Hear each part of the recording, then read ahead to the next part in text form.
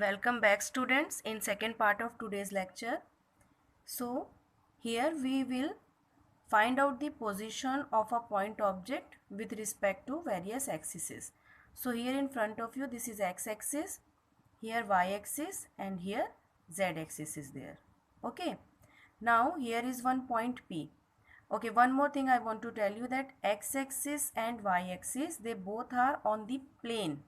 Okay, like in your page there is length and there is breadth, so that length and breadth is showing this x and y axis are showing the length and breadth, and this z axis is not on the plane of the paper.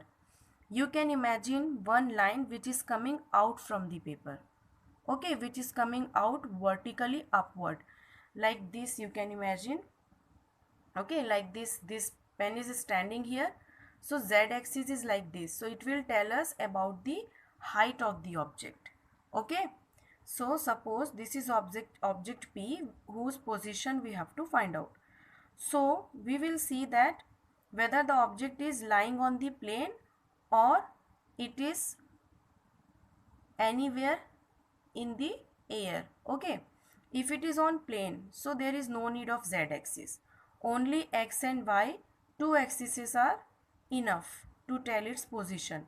Okay, so this point we will take 0, this point we will take 0, and this will be our origin. So from this point, at how much distance that point is there, that will be the distance of that point on x-axis, and here this much distance till here will be the distance of this point on the y-axis. Okay, this is the case when the point is laying on the floor.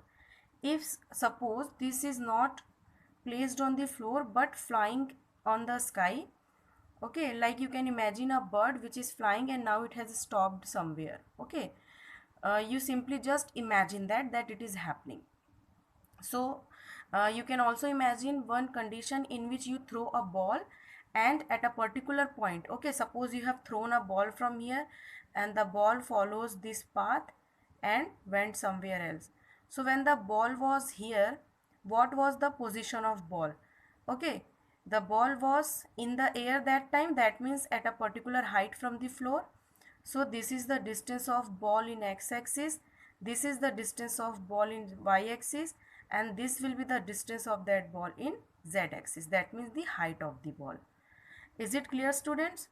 If any object is lying on the floor, so by these two axes we can find out the position. But if any object is in the air, okay, flying in the air, like any bird is there, aeroplane is there, or flying ball is there, so at a certain position we can find out, at a certain point, sorry, at a certain point we can find out its position by measuring it with respect to x, y and z axis, where z axis tells us about the height of the object from the plane. The case when the object is on the floor and we need only two axes, so that time if the object is moving, so we call it as motion in two dimension. And when the object is flying and we need all the three axes to find out the location of the object, so that time object is called in three-dimensional motion or motion in three dimension.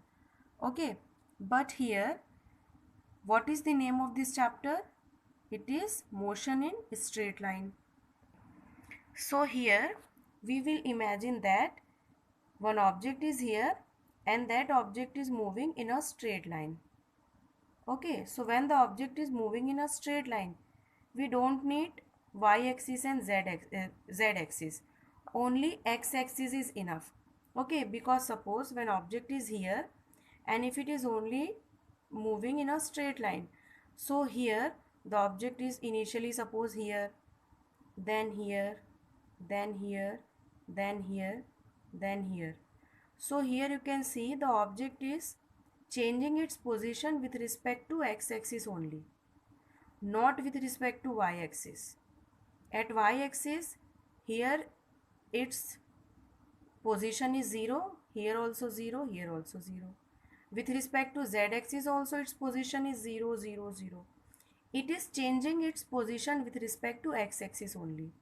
So whenever any object is in straight line motion, we need only one axis, that is x-axis, to locate its motion or position.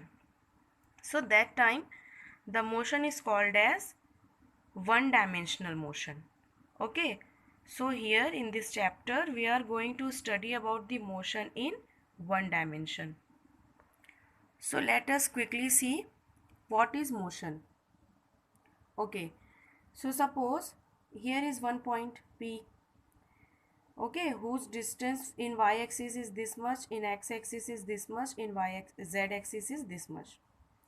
Now suppose if with the passage of time, okay, the positions of P with respect to x, y and z axis does not change. Are you understanding this? Time is passing, but the distances of point P in x-axis, y-axis and z-axis is not changing. So that time we will say that the object is at rest, because the positions are not changing. But suppose its position changes and point P comes here. Okay, so now the new position of point P in x-axis is this much, in y-axis now this is the new position, this much, and in z-axis this is the new position. Okay, again if it changes its position in x-axis, now from 0 to this much, this is the new position. In y-axis this much is the new position, and in z-axis this much distance is the new position. Are you understanding here? Suppose initially the point was at P, then the object was at Q, and then the object was at R. So here you can see when the object is moving, it is also changing its position with respect to different axes, with respect to x, y and z axis. Okay, so how we can define motion? We can define motion as when the object changes its position with time, it is considered as motion. Okay,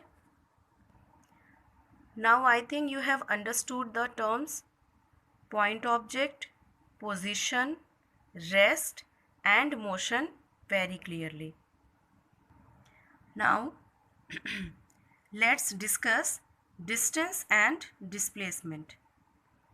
If suppose two points are there, A and B, and we have to go from point A to point B, for that we can follow different paths. Okay, we can go like this.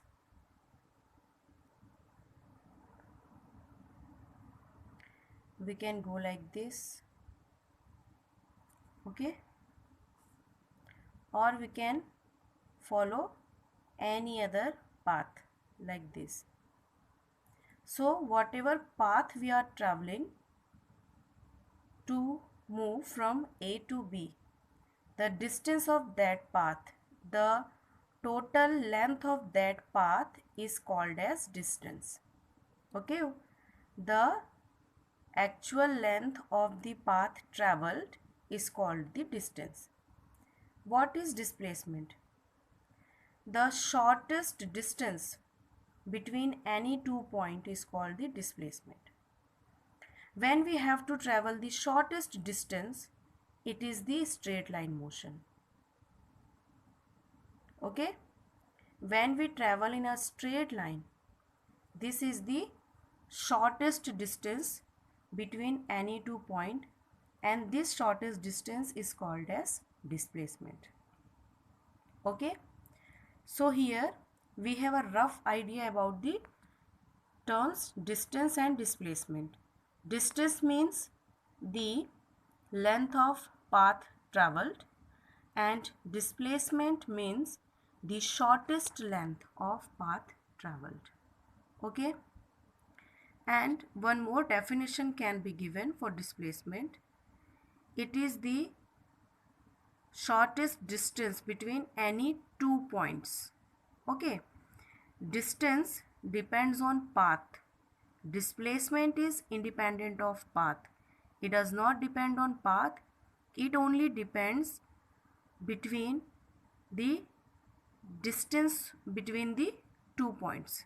Okay, it only depends on the distance between the 2 points. So 2 points matters here a lot. Okay, why 2 points matters here? Let us consider a case when there is only 1 point. Object starts moving from this point and come back to this point. So suppose this point is O, that is origin. The object starts from origin, okay, traveled a path and come back to this origin. So here we will have a distance which is equal to the length of path traveled, but we will not have displacement here. Why? Because displacement means the shortest distance between the 2 points. 2 points means the points where the object started moving and the point where the object finishes its motion. Here in this case, the starting point and finishing point is same. So the distance between those 2 points is 0. So here displacement is what? 0. So now you have understood, I think, that why 2 points are very important in displacement. If there is only 1 point from where the motion starts and ends, so that time displacement will be 0. Okay, there will be distance because the path has been traveled, but the displacement will be 0. Okay, and here one more thing we can conclude, that distance can be equal to displacement and can be more than the displacement. Okay, if here from A to B we will follow this path, distance and displacement will be equal, but if we follow this path, distance is more than displacement. But there is no case where displacement is more than distance. Okay, so distance can be equal or more than displacement. Distance can never be 0. If the object is in motion, the distance can never be 0, but displacement can be 0. Okay, one more thing is there. Distance is a scalar quantity, whereas displacement is vector quantity.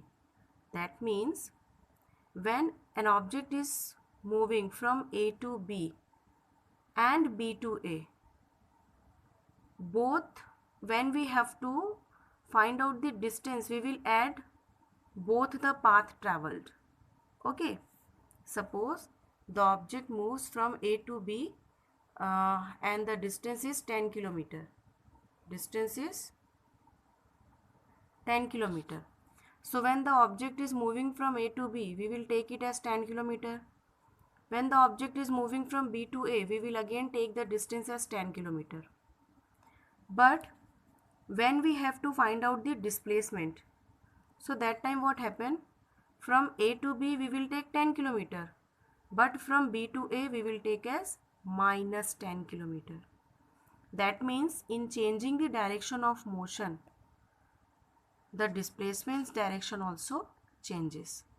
So distance is always positive, but displacement can be positive or negative as well.